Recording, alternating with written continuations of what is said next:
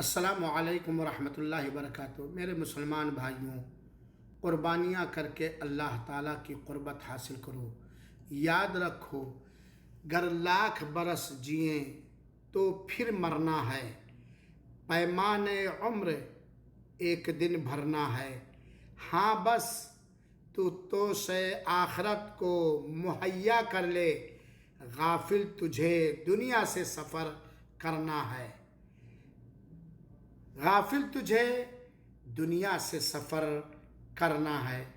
کہیں ایسا نہ ہو مال کی بیجا محبت، فقر و فاقہ اور محتاجی کا بیجا خوف و خطرہ ہمیں ان مبارک دنوں میں 10 ذی الحجہ کو قربانی سے پیچھے نہ کر دے۔ اللہ کی قربت حاصل کرنے کے لیے قربانیاں کرو، یہی ہمارے لیے کارآمد عمل